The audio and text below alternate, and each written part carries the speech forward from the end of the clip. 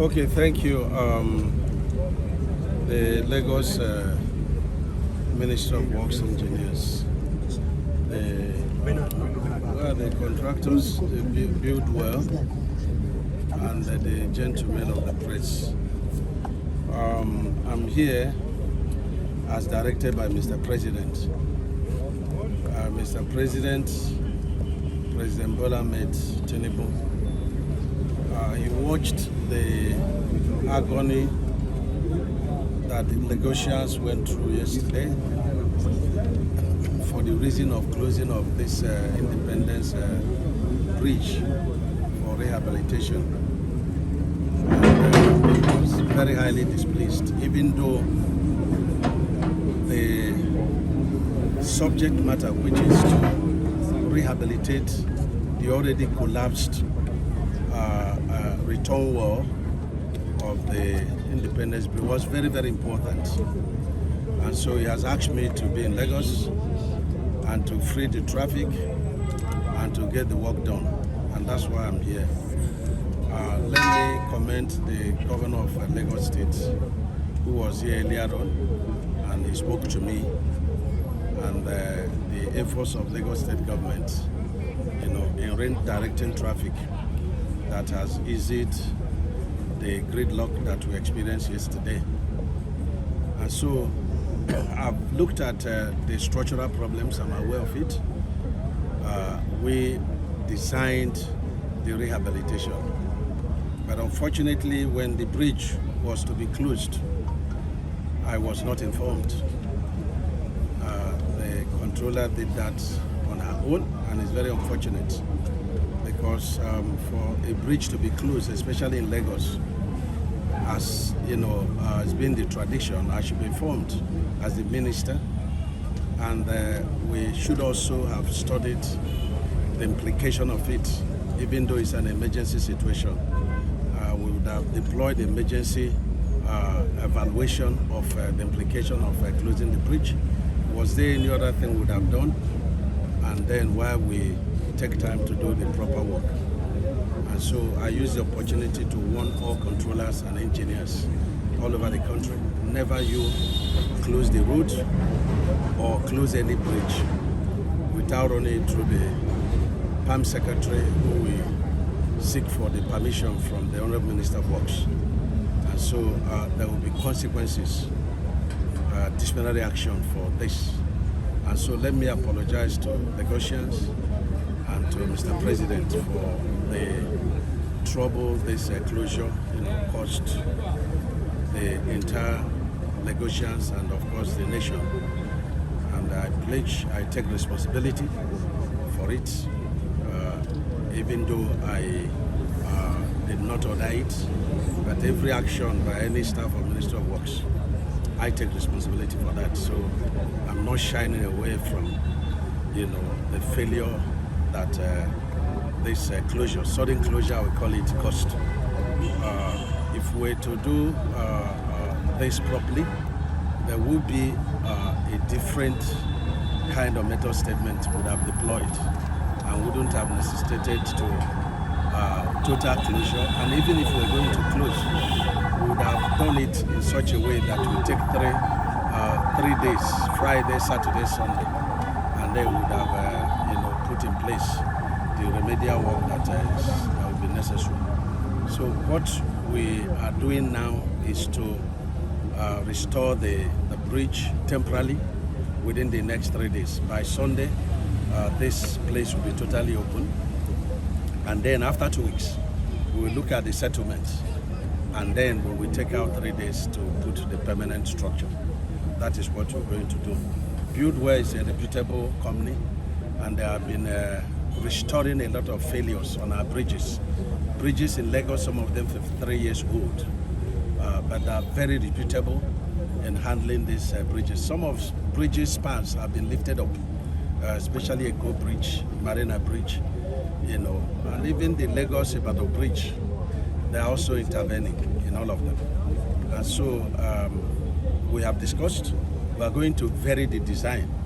The design will be varied according to the emergency situation we found on ground, and the contractor is going to cooperate with us. I'm not going until the bridge is fully restored by Sunday.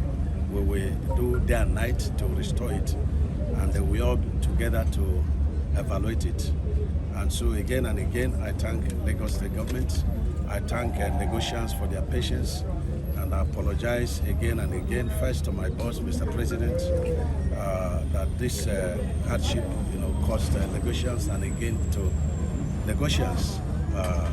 It's not the intention, but we meant well. Thank you, sir. Your Excellency, before now, the statement from the Lagos State government was that it will take 2 months, that's between 6 to 8 weeks, for this job to be fully completed. But with the new development that you have come to state, that's reopening for 3 weeks temporarily, will it still take 2 months after that based on your observation, or less or longer? You can travel from here to Maiduguri through different routes. The most important thing is that you arrive Maiduguri safely. And that's why engineering is very dynamic. So first is to put in place the first kind of engineering method, and then watch the settlement. Already built well had a kind of constructed retaining wall on piles that doesn't allow the sand to escape. Because what happened was that the sand was escaping, and then the road was sinking. And so each time it sank, people didn't know what the problem was until the road broke. And if we didn't intervene the time we intervened, even though we would have intervened differently, then it would have resulted in it's like a bridge caving in, and it would have caved in. So the method that I've agreed with contractor is going to be foolproof. First of all, we're going to fill the entire space with sharp sand, and then put stone base of up to 450 millimeter thick, and then we're going to open it for traffic for two weeks. And after 2 weeks, then we start doing decompile, but it's going to be in sections. We divide the entire carriageway into two. We do the first, we guide the traffic through the half carriageway, and then we do permanent work on the other carriageway. But the important thing is to ensure that the sand will not escape. If sand escapes, then it will be a different method. Then we will kind of construct a mini bridge on it. But either way, after Sunday, the road must be open for traffic. But it's going to be half the carriageway. When we finish the first carriageway, it will take 2 months, because the first carriageway, when we finish the slab, it must take 21 days to cure. And then we open it for traffic, and then do the other distance. It's going to be a very gradual process, but very careful, and to lessen the problems of Nigerians. Honorable Minister, sir, yes. There's an accusation online by one Mrs. Ohiri. It's a sexual harassment accusation on you, and that you are owing her 200 million naira. Sir, what can you say to that, sir? Sorry, sir.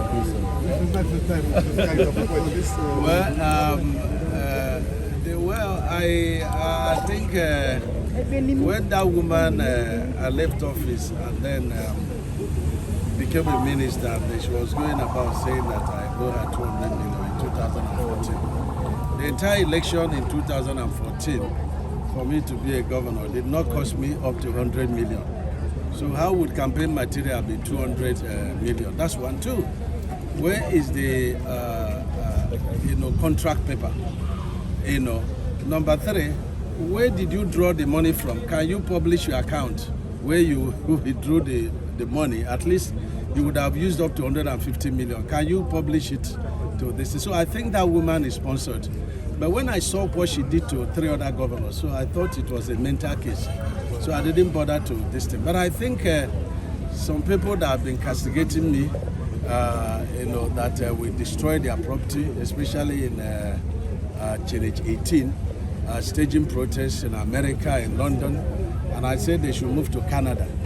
I think they are bought into the matter, and that's why I'm going to legally teach whoever is the sponsor some lessons. So I've directed my lawyers to go to court and claim damages. And so the woman should be able to publish. And again, the woman should publish her picture and see whether can be even attracted to any man in the first place. And our women should rise up to this stupid thing of sexual harassment, because it's going to work against them. You know, every man that is positioned is going to be afraid of talking to any woman, even to the extent of not helping them, because there's some very unserious ones are now beginning to think that you know, this is the way to go, and it's very unfortunate. So, but we will use this one to teach a lesson that we safeguard every man who is as decent as myself.